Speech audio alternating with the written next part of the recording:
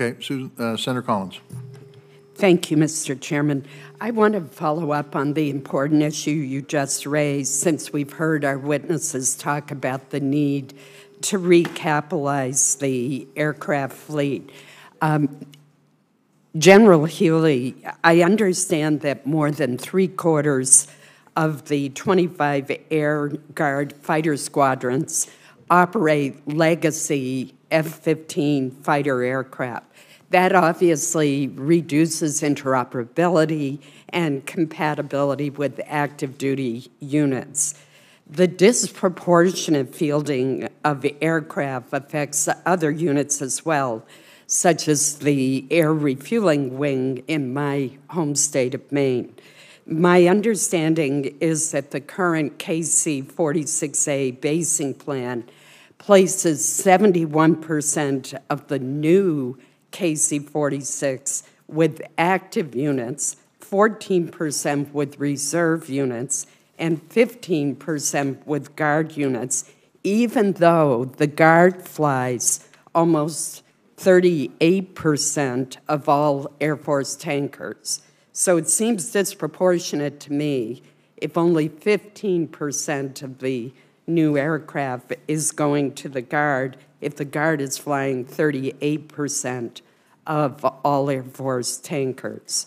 Should new aircraft be fielded in a manner that is proportional to the Guard's operational contributions? Ma'am, I agree 100% that it appears disproportionate right now. The 77% of the Air Force Reserve's fleet is legacy. And in the words of the Secretary of the Air Force, legacy is defined as does not concern the PRC in a fight.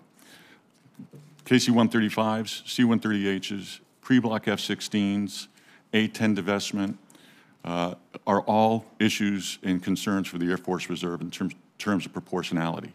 The National Commission on the Structure of the Air Force in 2014 called for and recommended proportional and concurrent fielding of weapon systems with the Guard and Reserve in association with the active component. And we're constantly advocating adherence to that recommendation. As weapon systems are upgraded and recapitalized in the active component, if the Guard and the Reserve, and specifically my concern, the Reserve, are not proportionally recapitalized, we will ultimately lack the capacity and the capability to participate in that near-peer fight if we're still flying in 37-year-old aircraft, pre-block F-16s. Whether it's the F-16 to the F-35, one-for-one KC-135s to the KC-46, or any of the bombers for the B-21 family of systems, we're looking to contribute, and we want to be that surge capacity that we've provided for the last 75 years. Thank you very much. General Hokanson, I want to follow up on the chairman's questions to you about the Massachusetts Air National Guard member who has been accused of leaking classified documents.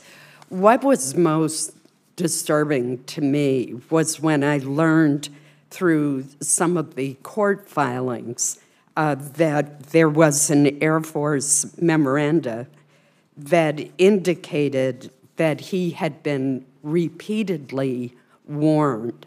So this was not a deviation that came out of the blue, but in fact he had been reprimanded and he had been instructed to, quote, stop any deep dives into classified intelligence information and focus on his job. He, quote, had been observed taking notes on classified intelligence materials.